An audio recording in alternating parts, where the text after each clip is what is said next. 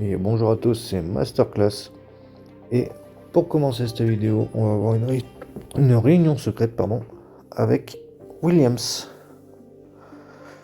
Williams qui est une bonne équipe des années 90 qui revient sur le devant de la scène petit à petit.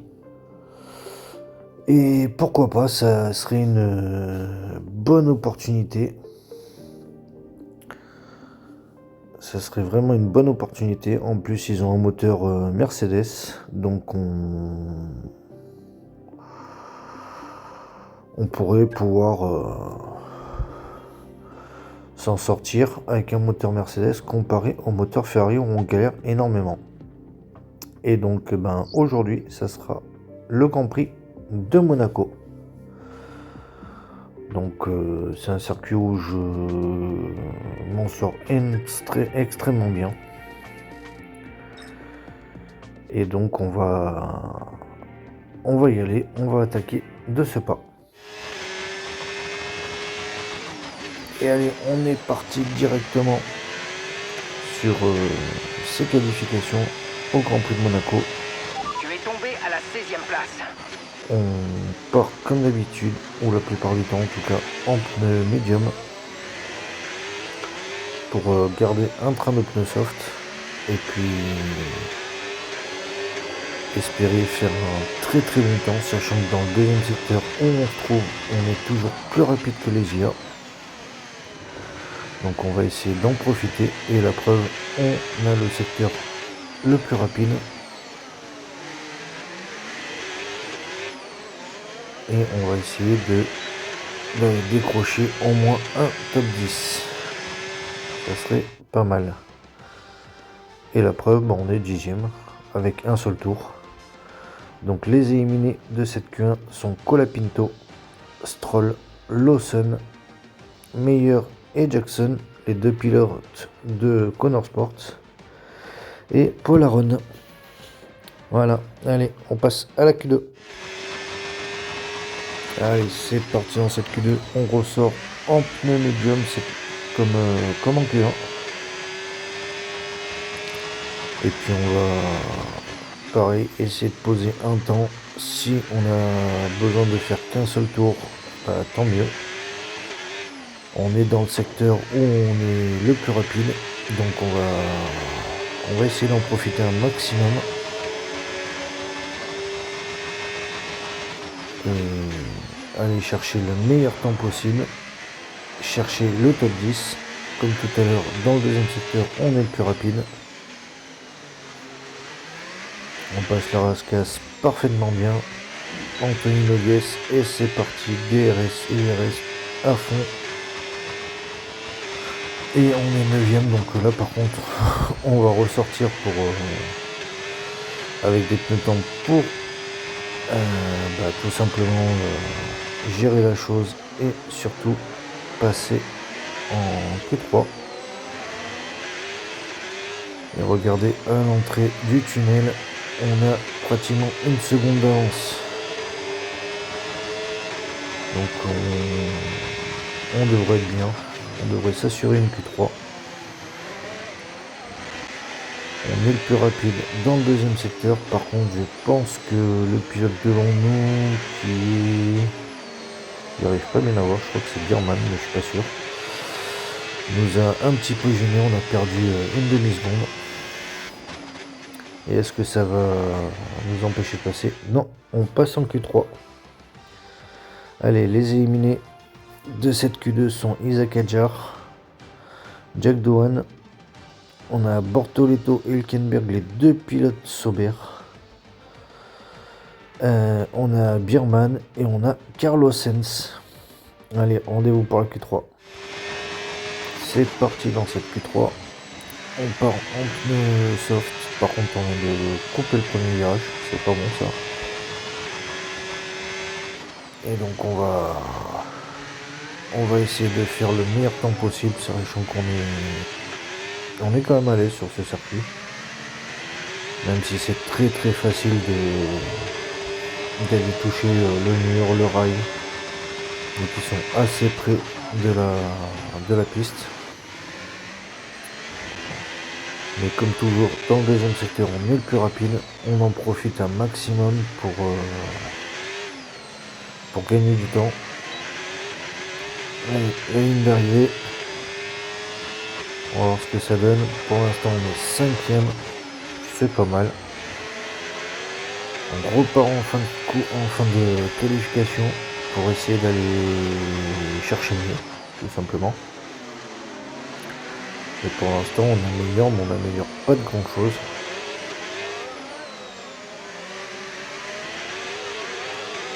On améliore de quelques dizaines. Il faut vraiment qu'on...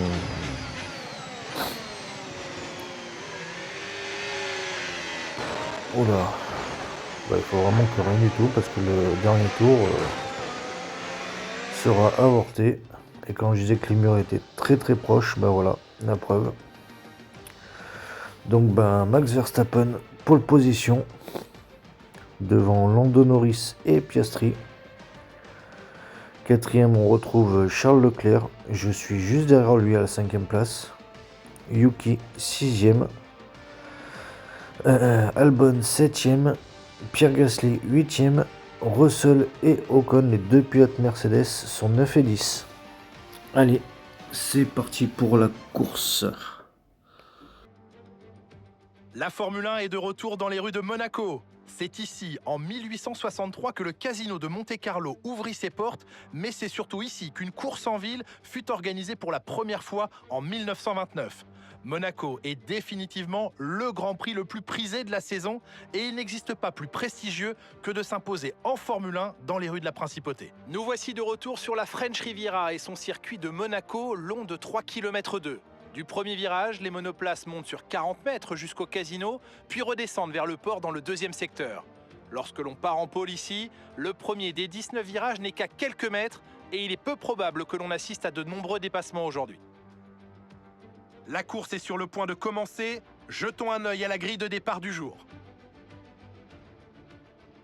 Max Verstappen a réalisé un chrono phénoménal hier. Il s'élance en pole position avec Lando Norris qui s'élance de la deuxième place. Et pour le reste de la grille, nous retrouvons Piastri, Leclerc, Andrea Kimi Antonelli et Tsunoda, Albon, Gasly, Russell et Carlos Sainz. Hülkenberg, Bortoleto, Jack Doohan et Hadjar, Aaron, Jackson, Kali Meyer et Liam Lawson, Ocon, Stroll, Colapinto et pour finir, Oli Berman en queue de peloton. L'extinction des feux ne devrait plus tarder, il est donc temps de nous diriger vers la piste.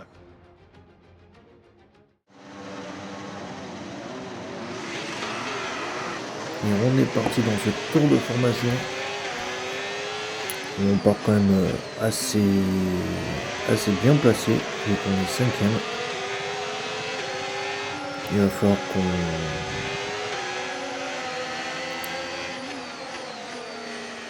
qu'on fasse les bonnes stratégies, qu'on s'arrête au bon moment. Donc on a 2 arrêts obligatoires. Et puis on vient se positionner très mal d'ailleurs, on est arrivé trop fort sur la grille de départ et rendez-vous au premier virage. À de suite.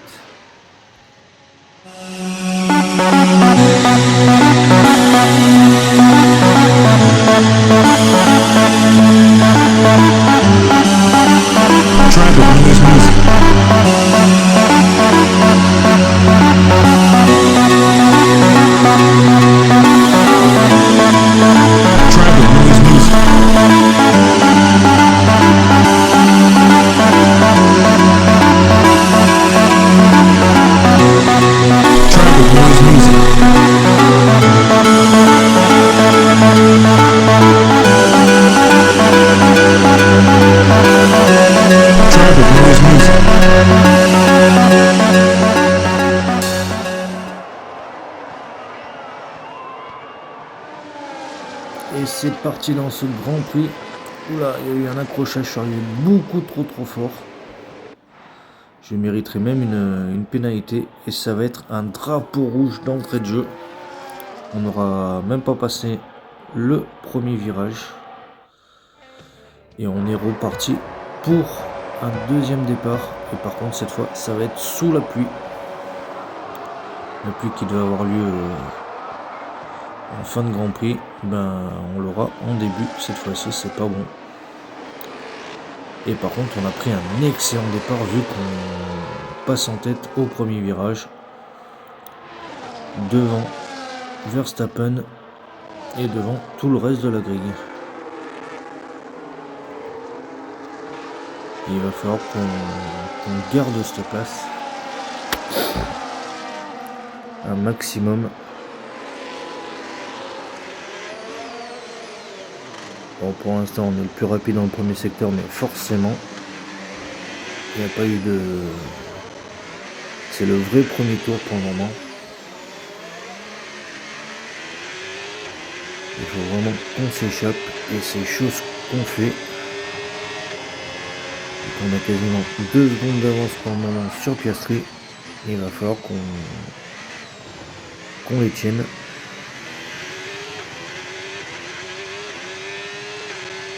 Si on arrive à vraiment s'échapper, ça serait parfait. Mais sur le long terme, on perd toujours le bénéfice de notre avance et le peloton réussit à revenir. La preuve, au bout de quelques mètres, on avait presque 2 secondes, on a perdu 1 seconde en quelques virages. Donc c'est pas normal. Allez, on va revoir le départ en caméra embarquée avec mon coéquipier Charles Leclerc qui était bien parti, qui s'était porté à la hauteur de Piastri, mais qui ne réussira pas à passer. Norris 5ème, qui partait juste derrière son coéquipier et qui a été bloqué, donc il ne pourra pas monter plus haut. Allez, Tsunoda 6ème, qui a failli dépasser Lando Norris, mais tout le monde garde sa place de départ. Pierre Gasly 7ème, bravo à lui. Il fait un départ très calme, sécuritaire. Russell qui part 9ème derrière Albon.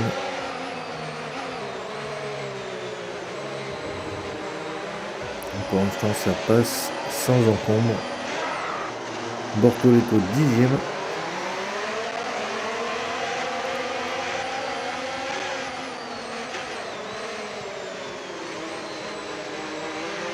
Et ça passe nickel. On est avec Paul Aron qui part 16ème.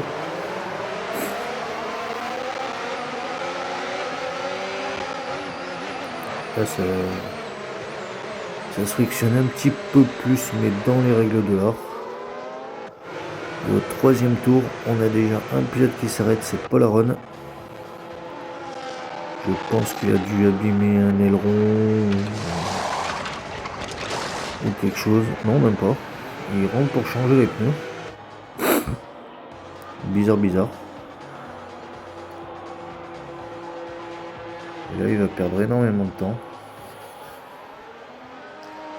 Pourtant, il part en pneu inter comme tout le monde, mais au bout du 3e tour, rentrer au stand pour remettre des inters, je vois pas l'intérêt. Pardon.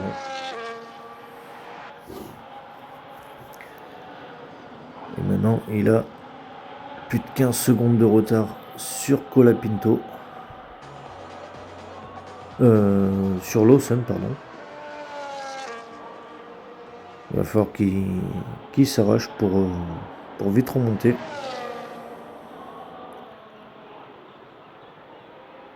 Vraiment qu'il fait une stratégie décalée.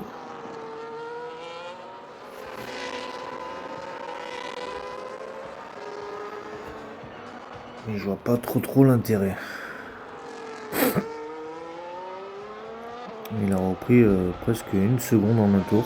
C'est déjà pas mal. C'est vraiment pas mal. Allez, on est au 6e tour.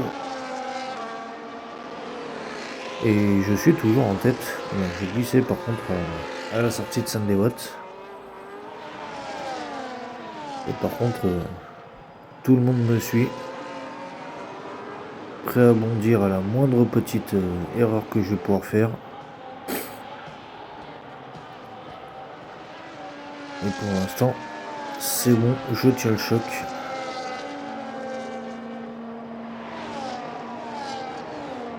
Avec presque une seconde d'avance. Donc sous la pluie, pas de DRS. On a un avantage. On est à la rascasse. Oula, je mets la voiture en glisse dans quasiment tous les virages. Je suis vraiment pas à l'aise dans ces conditions. Et même sans être à l'aise, j'arrive quand même à être premier de la course. Donc on va pas se plaindre. 8e tour, on a avec Bortoleto qui est dans les points. Avec le petit point de la 10e place.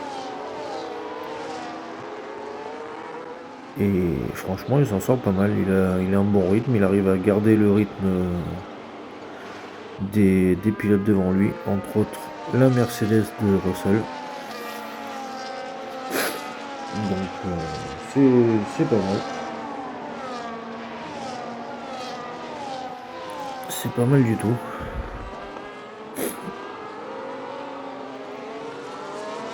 Son coéquipier qui est pas loin derrière.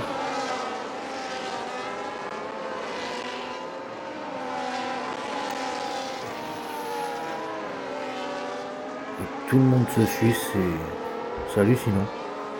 Il n'y a pas un seul pilote qui va creuser l'écart ou quoi que ce soit. Et 9e tour, oula, Max Verstappen qui s'est foutu dans le mur au premier essai à la piscine, au plongeur. Et donc quasiment tout le monde va profiter pour rentrer au stand. Enfin surtout moi déjà pour commencer. Et est-ce que les autres vont profiter? Non, je suis le seul. C'est bizarre. Pourtant, voiture de sécurité.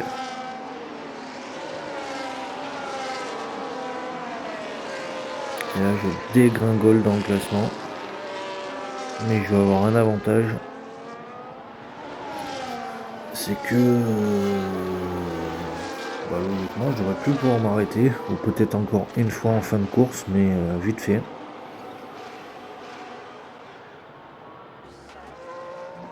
Vraiment vite fait. Et on arrive à doubler au portier Lawson. Donc on remonte petit à petit dans le classement. On a perdu un peu de temps sur Colapinto, mais on va remonter.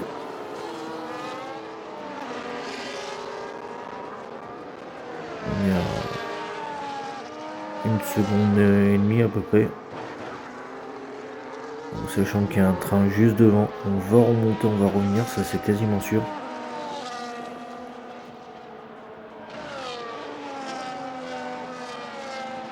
Allez, 12e tour, on est avec George Russell. George Russell qui remontait 6e avec tous les arrêts au stand qu'il y a eu. Ainsi que Bortoleto qui le suit 7e. Donc c'est mieux, ils ont gagné 3 places chacun. Mais ouais, tout le monde se suit. De la 4e. Ouais, de la 4e jusqu'à la 9e place, tout le monde est quasiment dans le DRS de tout le monde, dans la seconde de tout le monde. Il commence à y avoir un léger petit écart entre Russell et Bortoleto, mais vraiment minime.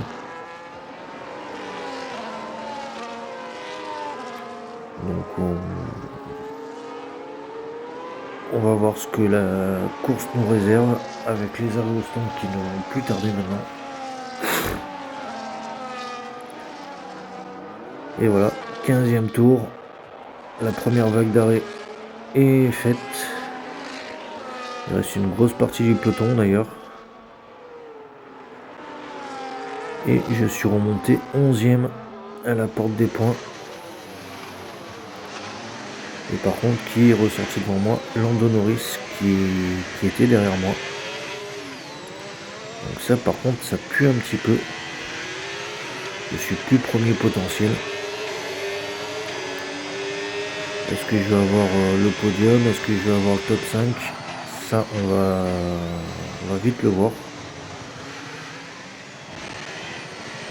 Il faut qu'on arrive à remonter parce que pour l'instant c'est un peu compliqué.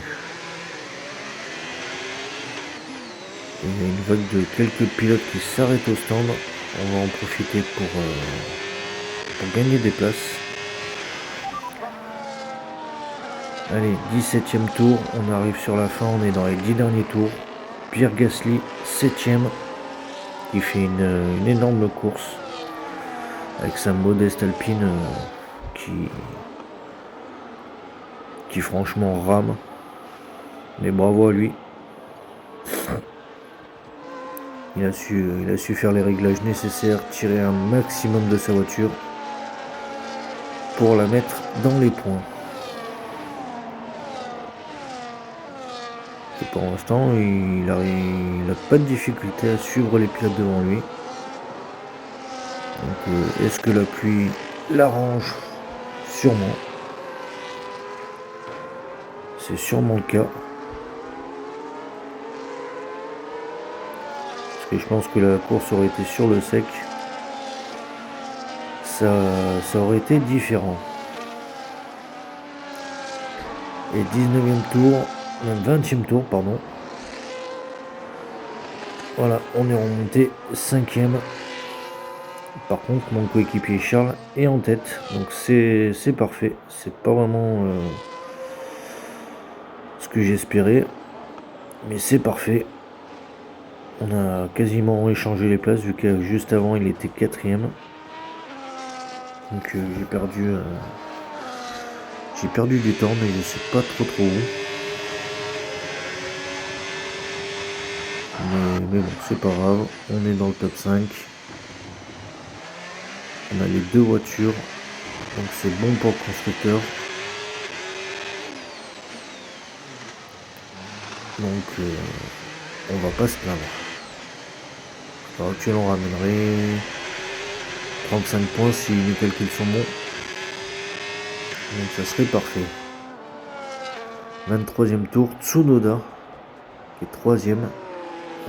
Belle surprise. Lui qui doit ramener les gros points pour Red Bull après l'abandon de Verstappen qui s'est mis dans le mur au plongeur. Et pour une fois, il fait bien le job. Donc Red Bull va être très très content de sa performance. Il serait sur le podium et il aurait moins d'une seconde et demie d'avance sur Albon. Donc pour l'instant, rien n'est joué. Par contre, il a 6 secondes de retard sur le duo Norris-Leclerc. Donc là, les deux premiers sont vraiment à l'abri. 25e tour. On est à 3 tours de la fin. Je suis toujours 5e. Par contre, j'y arrive pas à remonter. Albon a creusé, a bien creusé l'écart d'ailleurs. Et la voiture, je la mets en glisse dans quasiment tous les virages. J'ai quasiment plus aucun grip. C'est vraiment difficile. C'est très très difficile, mais on arrive quand même à tenir notre place. J'aurais préféré être plus haut dans le classement. Mais bon, on va pas se plaindre. On est 5e. On va ramener des points pour l'équipe. Et voilà pourquoi j'ai du mal à tenir. J'ai 2 flaps latérales de l'aileron avant qui sont cassés. Allez, 26e tour, on est avec Norris qui est en chasse de Charles qui espère le doubler, mais qui arrive pas pour le moment. Et pour cause, on est chez Charles, on est dans ses rues. Il connaît le moindre petit millimètre de ses routes. Il sait où est-ce qu'il doit passer pour aller plus vite. Et Norris va avoir beaucoup de difficultés à le doubler. Après, vu les conditions météorologiques, ça serait plus compliqué de tenter un dépassement fou sous la pluie que sur le sec.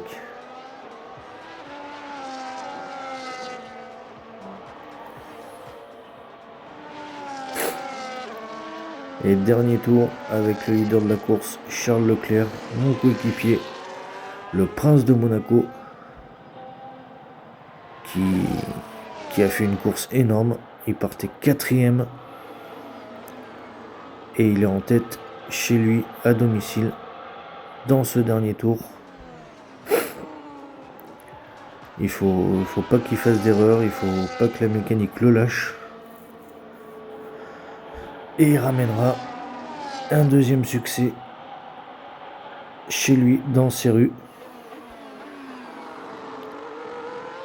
Il a tout un pays derrière lui, toute la famille princière, toute sa famille qui espère cette deuxième victoire.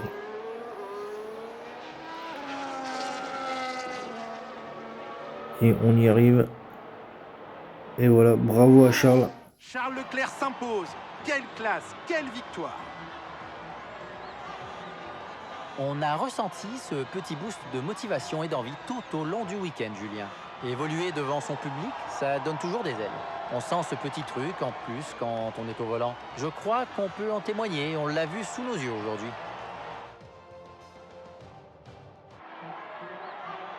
Chaque pilote a rêvé de ce moment. Il est temps de passer à la cérémonie du podium qui est prêt, juste là sous nos yeux. Qui monte sur la plus haute marche du podium? Et oui, c'est bien Charles Leclerc.